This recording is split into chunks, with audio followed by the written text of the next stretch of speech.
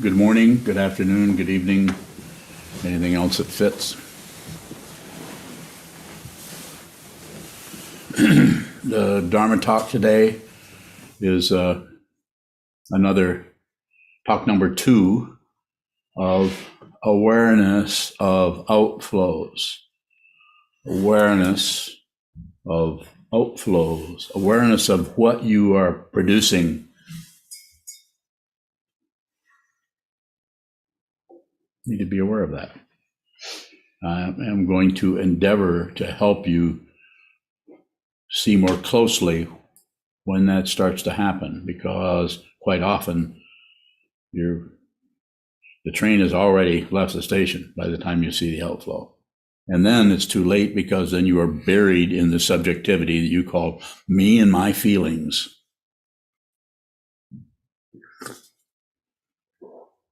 How I feel. Does it sound a little sarcastic? Yeah, it is. Yes, it is.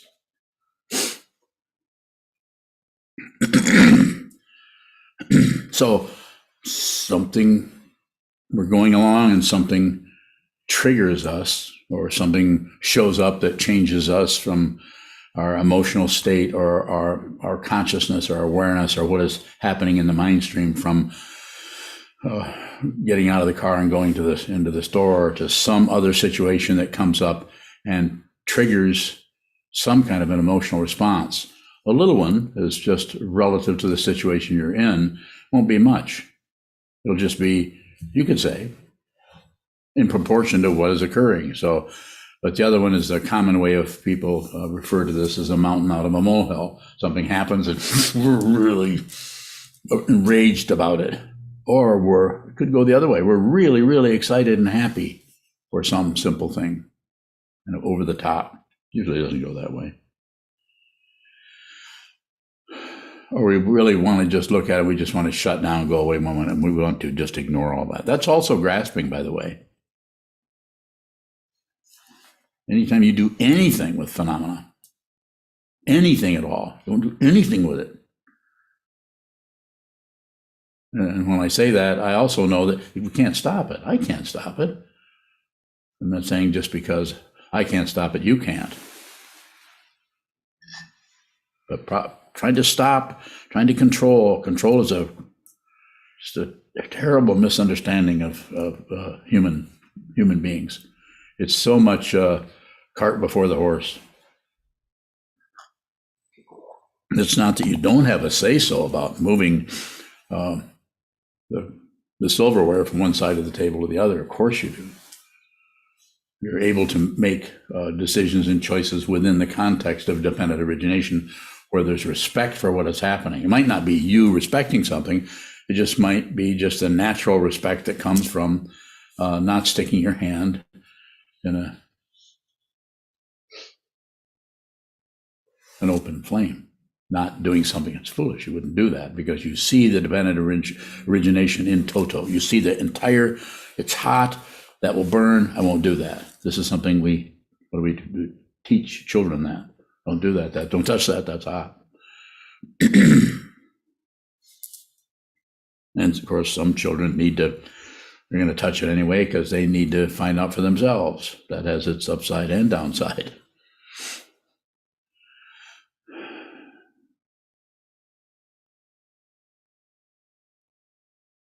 So the outflow, this is something, it's not something I made up. Even the word outflow is in I can't remember the name of the commentary on the 6 paramitas that is in Nagarjuna. I was just reading that recently. A lot of words. That talks about outflows relative to prajna paramita.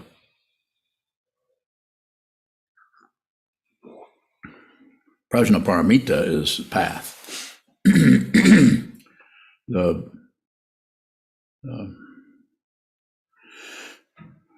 fruition of that has and I can't recall the Sanskrit word for it, but there is one. It's I'm going to grasp at it, and since Chisho's here, he can help me with it. I'm sure you'll be able to get it. It's not a complicated one, I don't think, but it is. There's prajnaparamita, which is path, the wisdom which crosses over, which we practice that. We study the paramitas. We study dana paramita. We study discipline. What are the other ones? You remember them? Energy. Energy. Meditation. We're missing one. Patience. Forget that. I need some of that. It is sarvanya. Sarvanyan. Yeah. Sarvanyan. So it's all wisdom. Yeah, all wisdom. So there is no wisdom holder anymore. There's no being who is. There's just sarvanyam. Sometimes we need another kind of word to help us with the English word, because the English word has a kind of brittleness to it that ties into our cultural situation that is not is relatively correct, but sometimes we don't need the relative correctness of that understanding. Sometimes we might need to go to something like instead of emptiness, we go to shunyata, because that really says something. And why? I'm not sure what that is. Maybe somebody could analyze that and tell us about it, or not.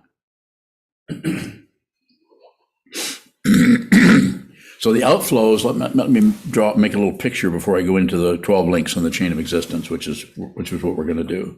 I'm going to use that to help you, help me, help all of us understand how the awareness could work. This is a trained awareness. Someone who doesn't, you could talk to someone about this who has no awareness practice, and there's not enough space in their mind to actually not know. You have to not know something to actually learn something.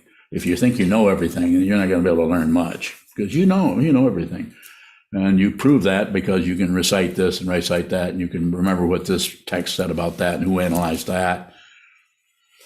Not that that's all incorrect, it's relatively correct, but this is a spiritual path.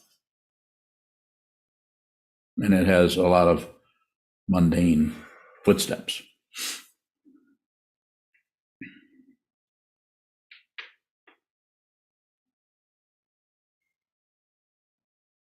So something comes up and triggers something in here where we're upset. Let's just use envy. Someone has something we should have got. We see someone is getting credit for something we actually did, and someone's over receiving the congratulations, something like that.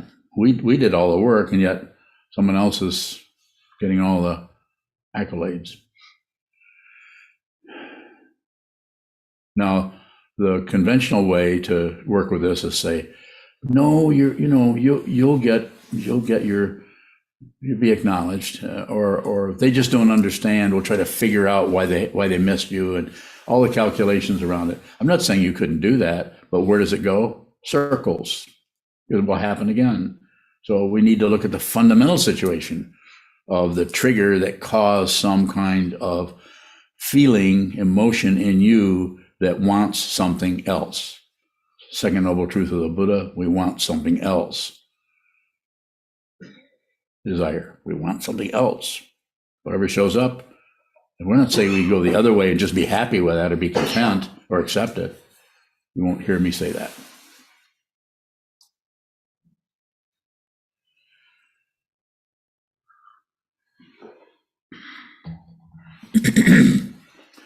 So from the point of view of outflows, let's look at it this way. Something happens and it seems to trigger an emotion in us that we start to take what personally. There's an intense subjectivity starts to arise, and I'm not getting credit for something I actually accomplished. They're looking another way. They're looking at someone else, and the someone else is, they might have done a little bit of work on that and might be a little bit perplexed by why they're getting so much credit. And they might also think, well, they've already given you credit for all this. So they're not even saying, no, it's, she did it or he did it. They did this. I didn't do this. This is all their work. I just helped a little bit. So it's not me. Then they might go, oh, is that true? And then they might switch. So, but if they don't, and it just goes on, and the day comes to an end, and you're still like, your teeth are still gritting together because you did not get credit for that. And then the ego mind says, well, don't worry about it. It'll be okay. Don't worry. It's okay. It's just a misunderstanding. It's constantly trying to talk us out of being that way. More dependent origination, more rotation, more circularity. No. You need to see whatever shows up in the mind stream, the raw, rugged, and ragged edges of emotion. You need to see the fundamental situation, which is when you abandon what arises, dependent origination, pratitya samutpada, when you abandon that for some other reality that you want to create. So what happens is you want to reinforce your self-centeredness, how you were disrespected, not acknowledged, and go into some other idea about that, judging, shutting down, blaming, feeling sorry for yourself, or perhaps. So what is being recommended from the point of view of an awareness practice dealing with outflows, which the emotion that comes up and the feeling about that situation, and then the craving part is I think it's the 8th link. First there's sparsha or contact, the 6th one, then there's a 7th. And we won't go into the other ones right away unless there are questions about it. And then there's contact, and then there's the feeling about it. Could be positive, negative, neutral. Could be any number of kind of emotional dynamic, the feeling. And then the next thing, we want to do something with it, and that's the is it Trishna? I think is it Trishna? Intense thirst. Huh? Intense thirst. And thirst. So we want it. We want that. First, we have the feeling, and that may be a thirst or a craving to get rid of it. It's still doing something, or it may be a craving to have more of it, to get more. Some kind of greed coming this way, or it could be some kind of a craving to just I don't want to think about that. I don't look at it. We just how can I distract myself with attaching on to some other thing that'll take me away from the awareness practice that is probably making it more and more difficult for us to abandon dependent origination, because it's still personified. It still feels like our feeling. The ego owns this. This is how the ego gets its nourishment, is by feeding on something that is none of its business. Just because it arises in your mind stream doesn't mean anything. Come on.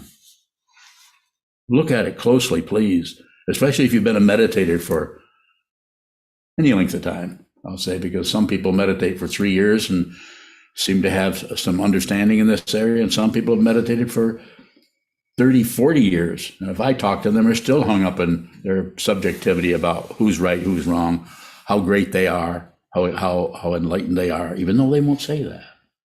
You can smell it. You can smell it when somebody thinks they're awake, can't you? Aren't I just radiating this terrible, horrible stench? So what do we do with that? Something arises. There's contact. There's a feeling. Let's just say that it's a envy. There's a feeling of somebody's has something that I want, I need, I should have. Might go into jealousy. Could go back and forth in that area. And we need to do something with that, instead of just receive the feeling. And then this is the more difficult part, is to receive the feeling that you want it to be otherwise, because that's the area that if you buy into that, I need to have this different, this needs to be, you've started to abandon the paratantra, just the dependent origination you've created, parikalpita, or the imaginary nature, where there's somebody who has a problem with this. You've personalized just the comings and goings of paratantra or dependent origination. There are no separate things anywhere. Nothing comes from its own side. It's an incredible illusion that you are somebody who you have, you think you have feet and you walk to the road. No, feet walk to the road, but you don't do it. There is no one. There is no being. It's difficult for ego to have the credentials, any kind of credentials, start to fall away, the negative, positive, or neutral credentials, or commentary on who we are and where we're going, what we're doing, how much we know and how much we don't know. Can also go into what a terrible person we are. That's also a credential.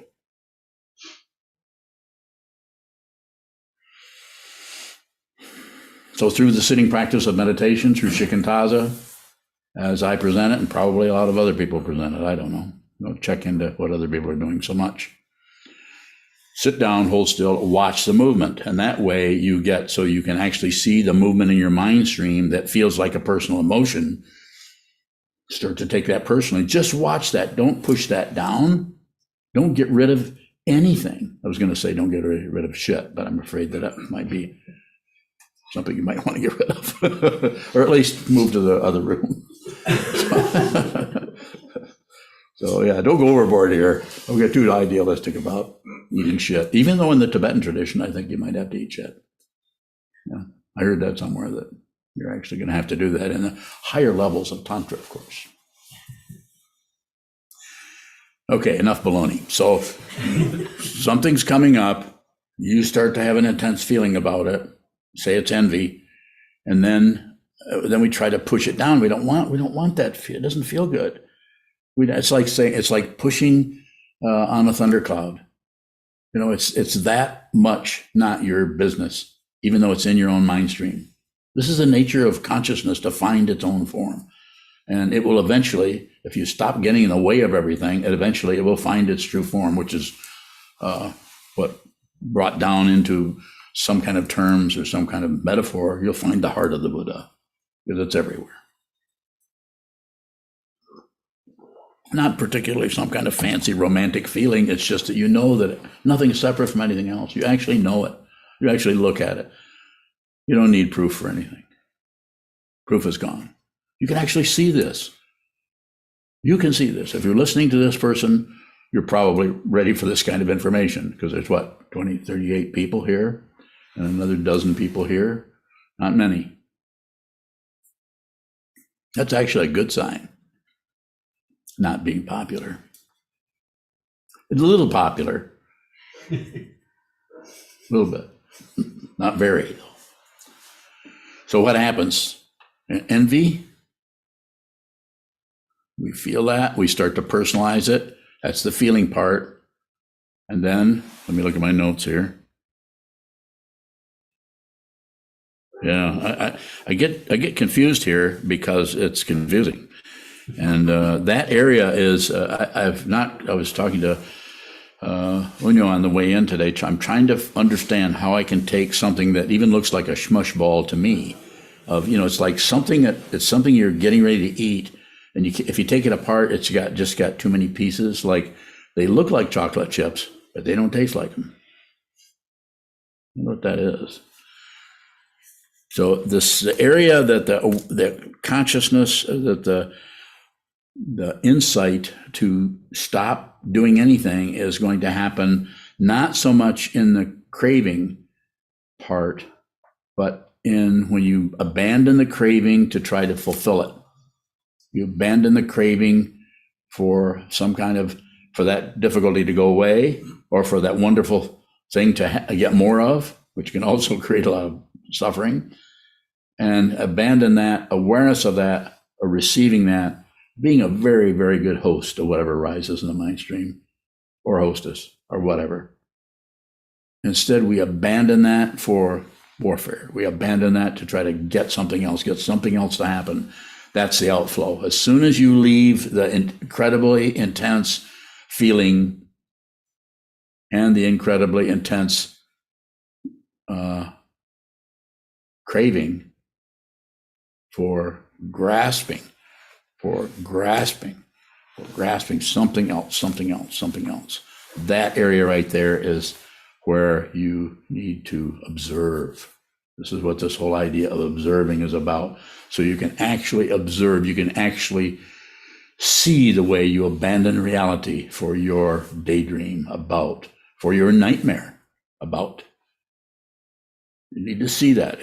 I can't fix it for you. I can't change it. And probably you can't do it, but you, from the point of view of doing something, but you can stop doing something. This is called renunciation, the fancy word, and it's called discipline. It's not the control discipline, it's the discipline of just observing what happens so that you can see what your part is in that, if anything. Maybe it's nothing at all. So these go down, the 12 are ignorance, actions, consciousness, name and form, sixth sense feels and their objects, contact, feeling, craving, and then right between craving before you go into grasping, that's the area. Quite often it's said, as other teachers say, it happens at the feeling. You have to somehow stop the craving. I think that's bullshit, basically. I think you need to actually have the feeling of craving right up to the point where you just don't reach out. You don't have the outflow. Craving is not an outflow, although it might be characterized that way in other texts. I disagree, but I'm disagreeing with it because I'm looking at it, not because I read some other. So, and I also, if I heard someone talk about it, I might agree with the way they described it. So wouldn't totally take it out of the mix. Go ahead. Sugar Valley. Is the story that comes up about why we have that feeling an outflow? Yes. That the why is passion in the form of an outflow of explaining something. Don't explain anything. Those are stories, believing our stories. Yes, it's very much an outflow. And it is an area that you can actually begin to, shall we say, taper off through the sitting practice of meditation. That's how you do it. Sit down, hold still, watch what moves. And you will watch yourself do that. And if you watch yourself do that and don't try to stop it, because the ego mind, the self-centered mind, will turn anything into a credential that it can. It'll turn the ability to not have outflows into a credential. You can spend years doing that, being someone without outflows. And one of the ways you support that is you see how many outflows other people have, and you notice that yours are a lot less. Credential. More? Sato. Sato bowing. Is this where you've talked in the past about half steps or half measures? Is that where we can use that kind of technique in the outside world to see this? I think you could. If you, I've used the idea of half measures in lots of different ways. So but if your connection with the way I've talked about that in the past, I haven't talked recently about that. That's a very, if that is working for you, then I would say yes. My way of teaching half measures is to be aware of when you get ready to put something back on the altar, instead you just stop halfway and you just notice that your awareness shuts down between here and there. There's here and then there's the intention to put it on. But all this in here is lost. There's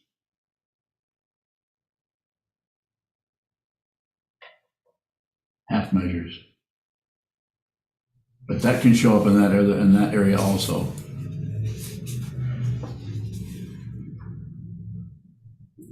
And it's not something you particularly accomplish. It's something you see, and then if any kind of accomplishment or any kind of slowing down of the upadana, or grasping, less grasping will show up more as you don't care what happens next. You're not missing much, but it's not that you don't have some choices, but they're very simple and there's no demand there. You just noticed how much easier it is to ride in your life stream, in your life carriage, when you're not really too concerned about what happens. Even though you participate with everyone and everyone's else's issue or problem, because you're not separate from them. You're less and less separate from others all the time. until at some point you just feel like you're as crazy as everybody else, which you are.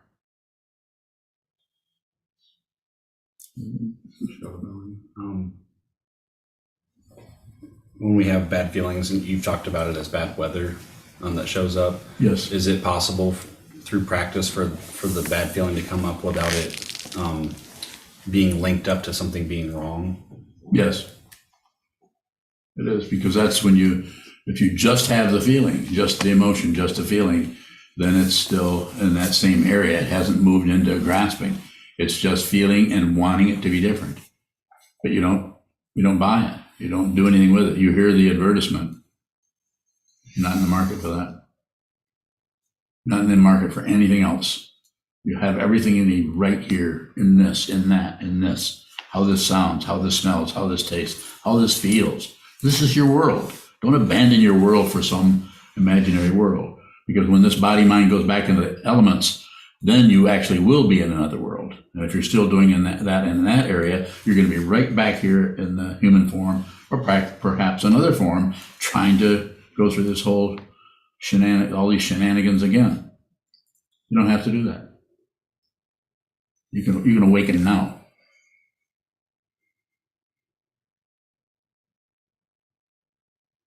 Shadow bowing. Do we need to see that we don't want to be here?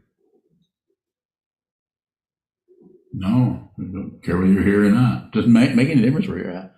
Everything is the same place. There isn't any other. It's gone. It's not that funny though. So don't get too happy over it. Junshi bowing, are you saying if we have a craving and even the energy of that craving has an outward kind of motion to it, that it isn't an outflow until we make a movement or a motion in a direction? Yes, and the emotion it could be in the mind stream. It doesn't have to be a physical motion. It could just be in your mind. You're starting to, as soon as you start to think, have stories about it, as soon as you go into any kind of elaboration in your mind stream about it, this is an outflow, even though you've not expressed it. You might look to others like you're very, very stable and just doing just fine, but in your own mind, you're going, I don't like that. I don't like that. That's wrong. I shouldn't be doing that. Or the other way is to go, I shouldn't be doing this. I shouldn't be feeling this way. How many times anybody here has never said that to themselves? I shouldn't feel like that. If you're feeling like that, of course, if dependently arisen, you should feel like that. What's missing there? There isn't anyone. So the feeling is dependently arisen. The feeling gets to come up and do whatever it wants. I've said in the past years, I've tried to say it about you, and I don't care how you feel, but I'm saying I don't care how I feel. And that's true, but not totally true. So it's somewhat true. It's like I'm not really concerned with emotions that are coming and going because they don't belong to anyone anymore. That doesn't mean they don't feel very, very subjective, but it's an illusion.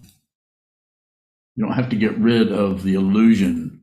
It's a clown on the roof. You don't have to get rid of your ego. You just have to see that it's unreal. And even that, you don't have to do that. You can just continue to go back into the samsara and try to get ahead of everybody or not fall behind. Junshi bowing, if the craving looks like it has an outward energy, does that mean it's already moved into grasping? It seems like it, the way you're describing it, it's pretty generic, but it sounds probably.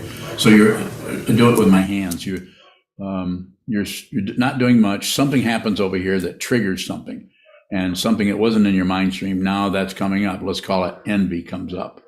So, and it might come up like this, like a knotted fist. Envy comes up.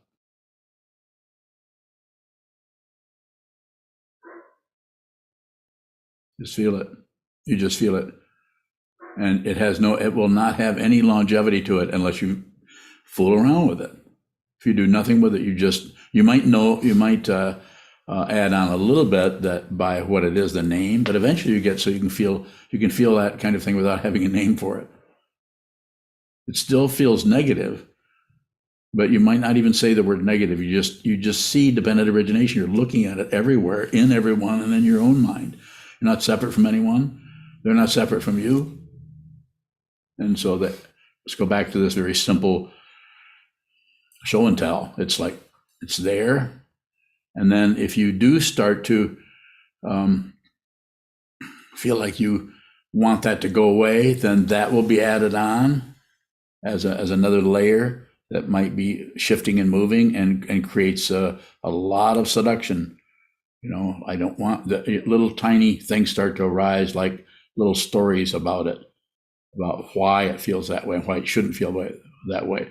Then the boundary between what arises, the contact, and then the feeling, and then the abandoning the feeling for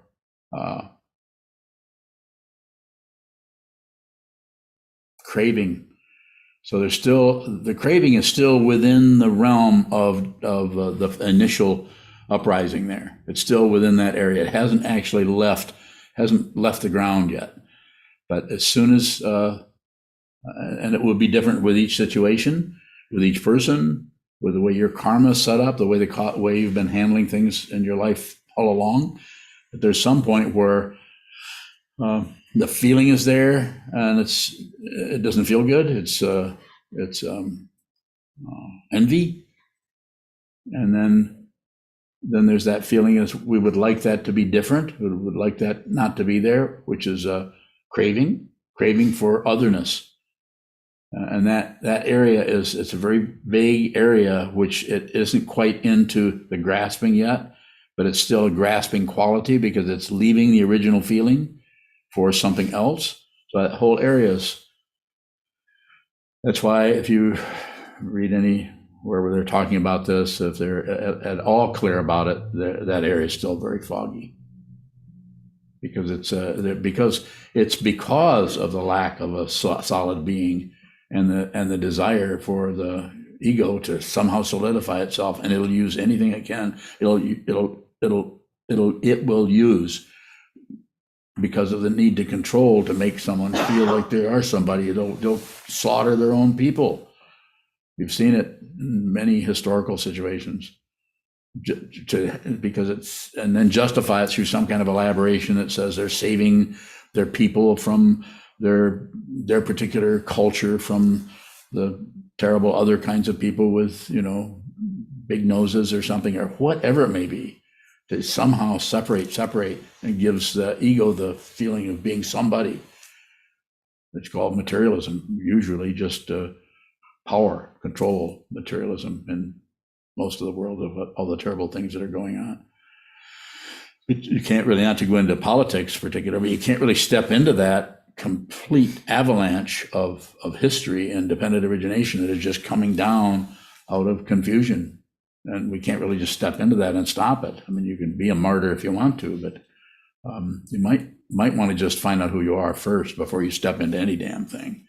So you don't take your own unexamined passion, aggression, and ignorance into something with the intention of helping, which comes out of ego. If you really want to help, I would say mind your own business until you absolutely are certainty. You're certain that moving into that is something you have to do.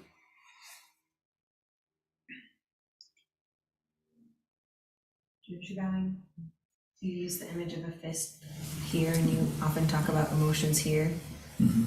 Sometimes when there's an intense emotion, it doesn't feel centralized anymore. It feels like it's already exploded, and there's like a distance to it, I guess. Mm-hmm. What do you do with it? First thought, what do you do? Feel overwhelmed and shut down. Okay, you shut down? Looks like it. Okay, that's ignorance functioning. And I would say that, knowing you, I would say that's accurate. That is your outflow. That's the outflow. That's when you abandon, you leave that uncomfortable feeling for just shutting down. passion, aggression is a vidya. You just shut down. But that's an outflow. Is the ignorance itself the outflow? What is the outflow? When consciousness has not realized itself, then it wraps up in the form of a self-centeredness ego, like the Yogacarans talk about the seventh consciousness, some paranoid part of the mind. So when something does not go your way, your meaning the imaginary self, which is unreal, whom you think you are, then it will do anything it can to maintain some kind of identity of otherness. So it does that through positing some kind of thing that's wrong, some kind of thing that's right, some kind of thing that just needs to be ignored. I'm just going to shut down, and that's too painful. I'm not going to look at it. Is that making a little bit of sense to you? Yeah, so I would say you don't have to maintain it or stay with it. Sitting meditation will help you do that. You have to do a lot of sitting meditation. This can't be done in a weekend, let alone a couple of years. It takes it a long time. More? How do I see what's before the ignorance? Just that you can ask the question, and which ties in with your question that I just responded to, tells me that you're already looking at it. It's just a matter of time. You're a young woman. Keep going. Don't give up. Keep going. See the truth yourself. Each person has their own difficulty in certain areas. Some people are not going to have that particular thing. They might have more coming out and exploding rather than covering it up or shutting down the ignoring area. I named you Junchu, pure appearance, and that was to help you see that what is right in front of you is perfect. And the ego mind will go into, well, yeah, but. It's like, yeah, but. You know, that's the sound of a bird in South America. Yeah, but. Not really, I was kidding, so don't look it up. So it sounds, that's kind of over the top, to pure appearance. How am I going to do that? It's not something you do, it's something you stop doing. You stop covering, you stop outflowing, and you do that by watching the outflow. There's not going to be a credential. You won't have a feeling, I think I have any more outflows. No, you may still have outflows. It's the awareness of the outflows. It's the awareness of that. And then dependent origination. If they need to slow down and taper off, they will. But if they're propelled by some function in dependent origination that is really none of your business, then they may go for a while. That's why it's difficult, because the ego mind, if we do have some success at stopping some particular thing, we immediately congratulate ourselves and start telling other people how meditation works. Well, meditation does not work. I think I gave a talk on that. I think I gave more than one talk on it. Meditation doesn't do what you think it's going to do.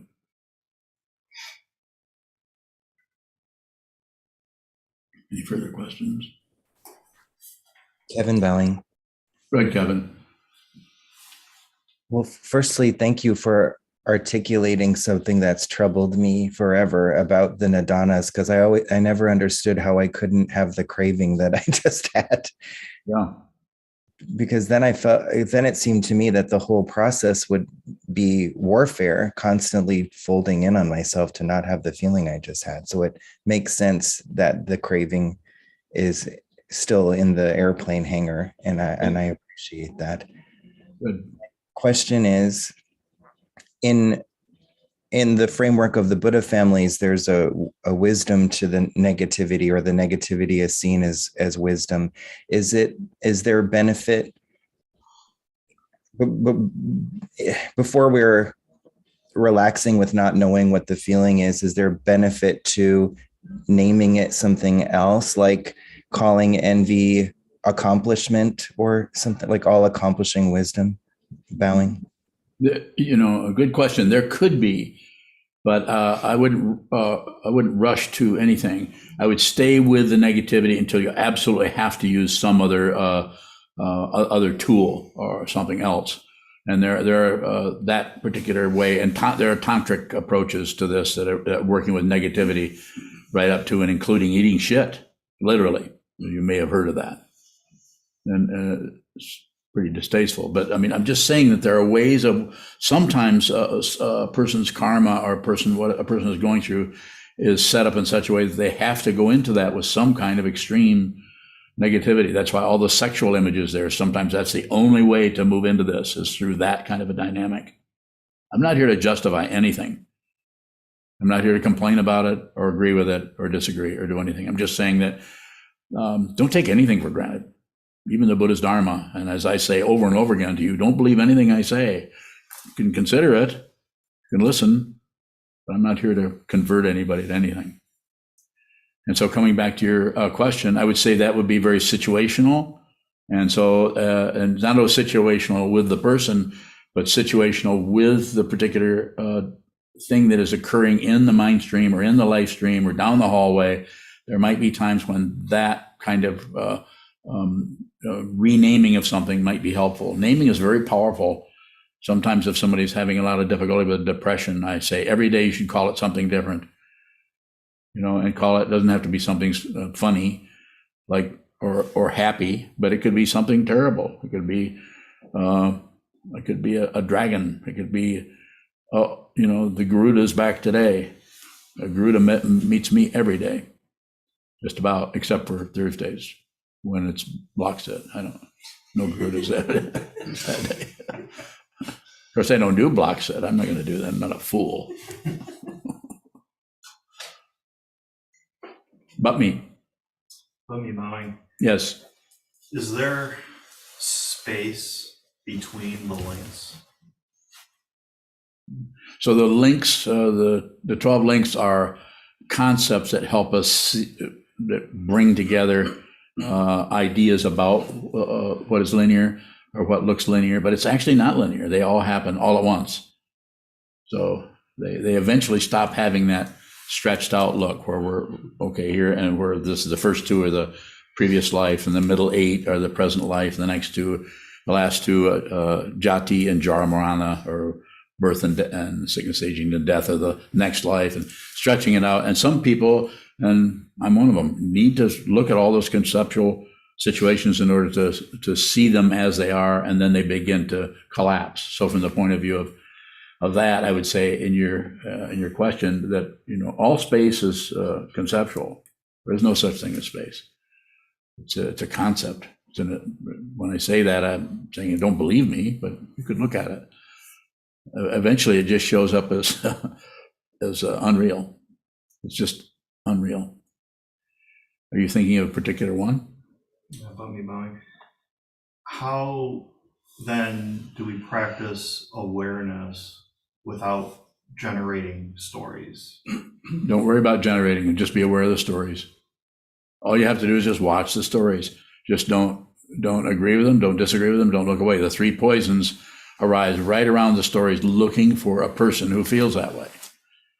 And so don't do anything with it. And it might take some time might get kind of nauseating after a while to just watch the stories come and go. Sitting practice of meditation, sit down, hold still, find a blank screen, which is, there's one, we've got them kind of covered with scrolls right now, but you can find space between it. And sit down and look at it. And actually the scroll itself is empty space. Sit down, hold still, watch something nothing is moving.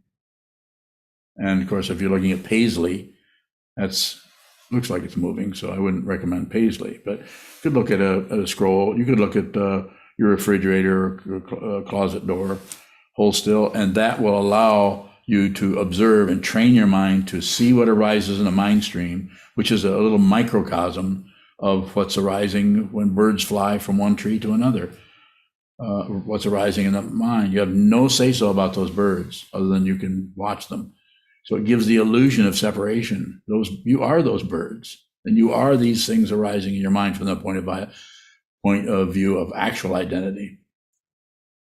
The Parikalpita, the imaginary identity, is when there's grasping or rejecting, when you have a position on anything, picking and choosing, disease of the mind.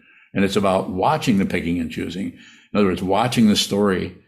And the image I sometimes use for that is I say, watch the play, but stay in the front row. Don't get on stage and don't leave the theater. So stay there and watch the movement. It's all unreal. It's vividly unreal in emptiness, yet there is still form. More?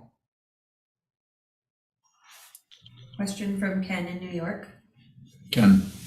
Can there be something to be said about enduring during sitting where it becomes unbearable to make explicit the burning urge to abandon and get up? How not to be macho, but not get up?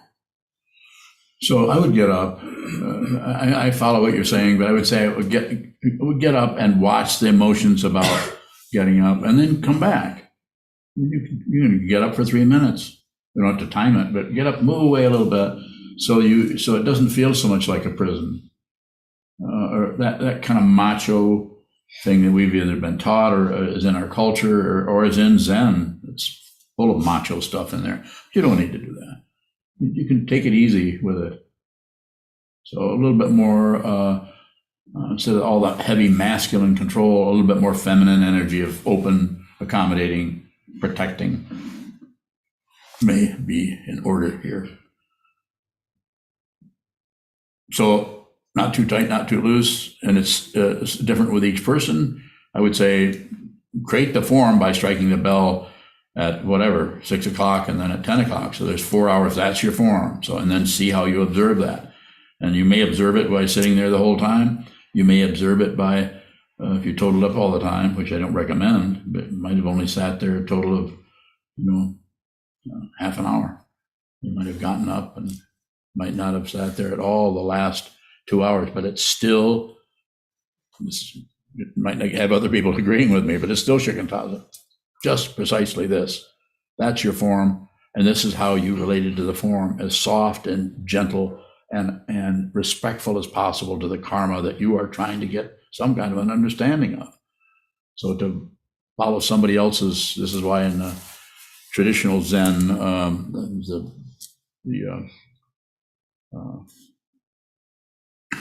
what's that guy that the Doan that keeps time? No, thanks. So the Doan, you don't want the Doan controlling your life, but if you come into in a traditional Zendo, you come in and whatever the Doan says or whatever the Ino says is law.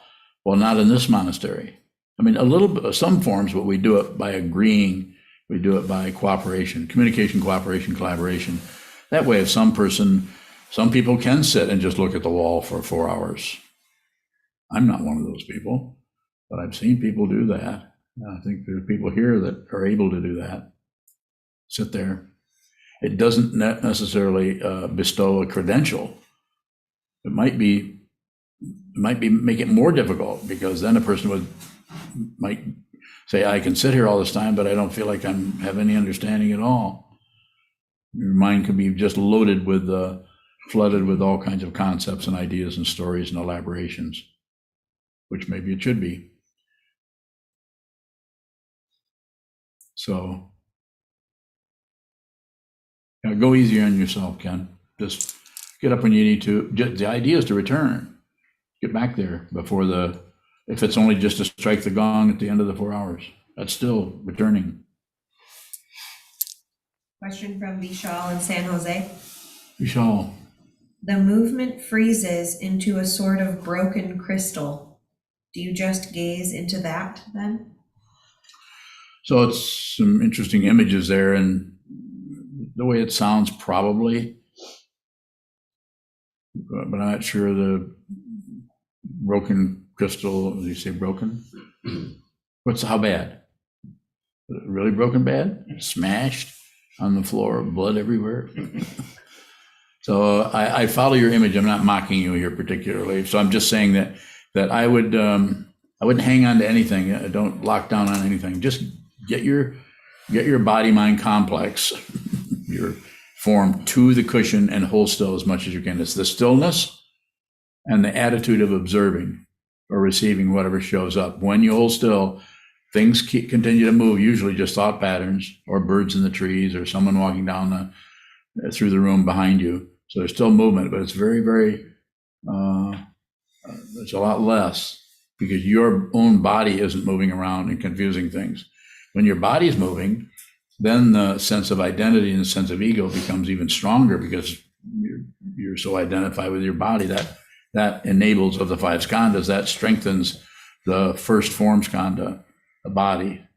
So this is why I don't, when I say why, it's not the only reason, but one of the reasons that I don't promote walking meditation. And this is after doing it for close to 40 years. I'm not going to stop it. If you like to do walking meditation, you can do that all you want. I'm not going to say that's wrong. I just don't promote that or teach it.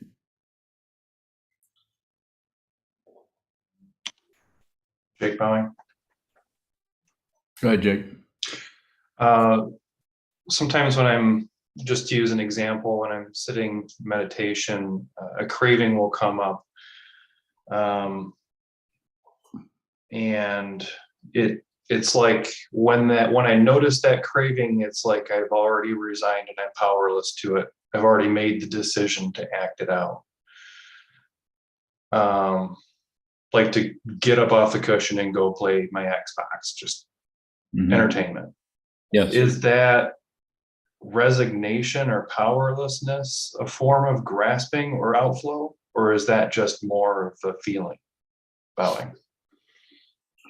Well, it sounds like an outflow, but it's about being aware of that, not stopping it or pushing it around or shoving it. It is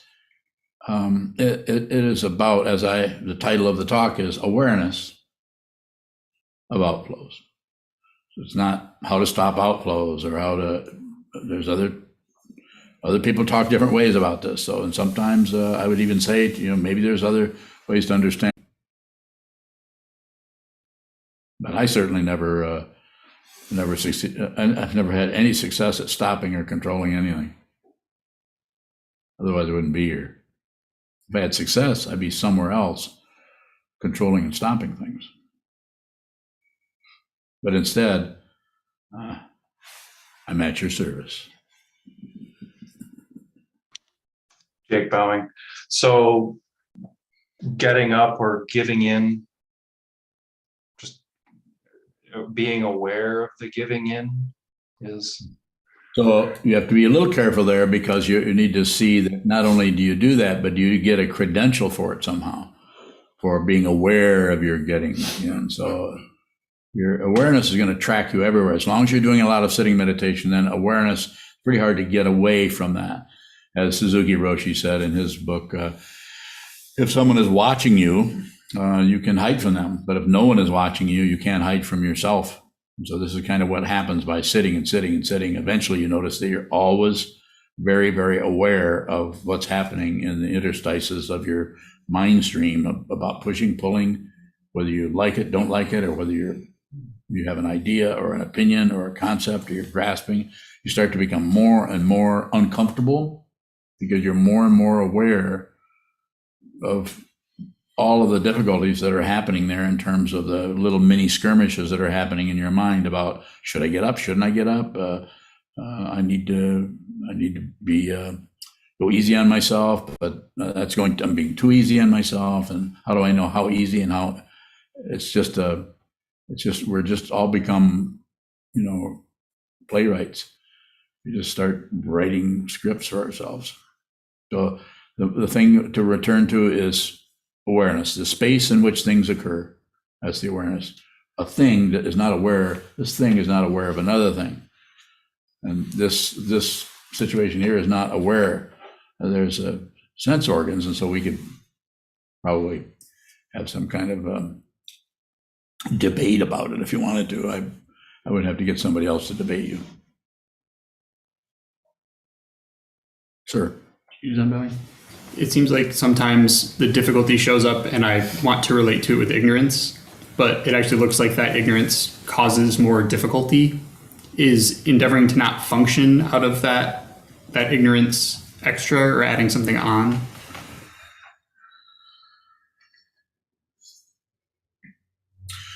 The way I'm hearing that from you, I would say no. I don't. I think you're just aware of it. It's just that you just need to continue. I don't see anything to change the way you're talking about it.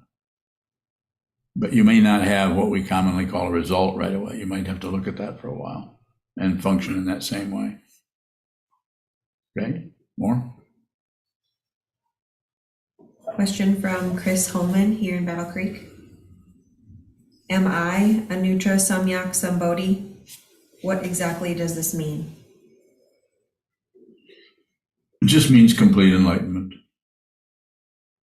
without any outflows.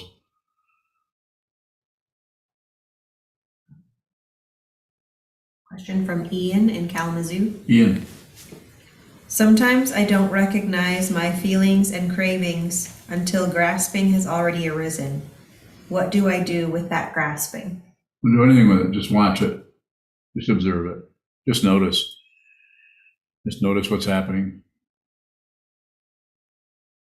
No shutting down, no closing off, no modifying. Don't do anything with it. When I say this to you or to anyone, there has to be a lot of sitting meditation going on, because otherwise we just start to do it with the thinking process and the mind stream, and we become less and less aware of what's happening in the mind stream, and shows up as some kind of validation or criticism that we believe in.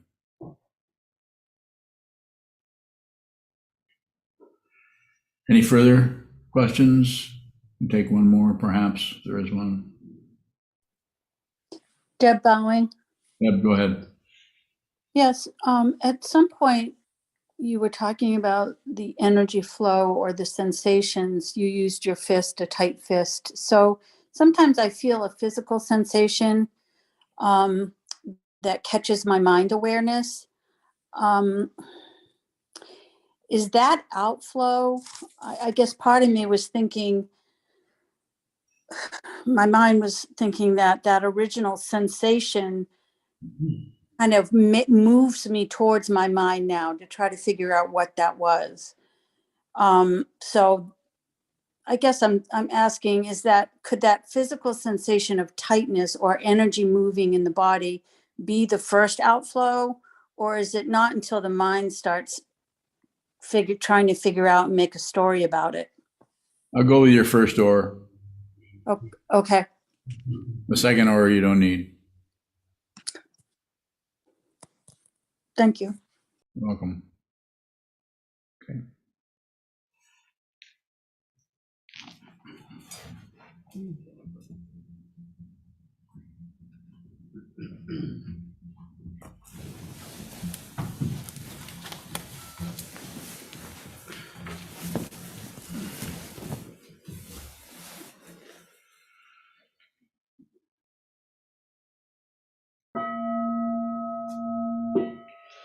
May the merit of this penetrate into all places, so that we and every sentient being together can realize the Buddha's way.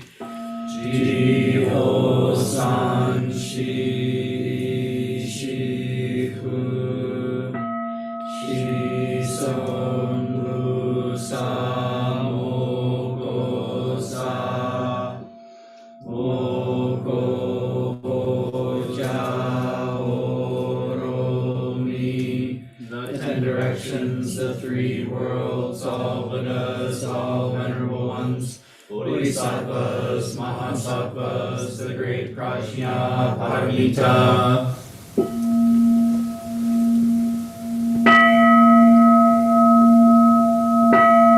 O Buddhas and Bodhisattvas of the 10 directions and the 3 times, please hear us. Please come down out of the light and protect Sokukoji Buddhist Temple Monastery, our Sangha, families, friends, and visitors. Heal everyone who is unhappy, sick, or suffering, and fill them with light.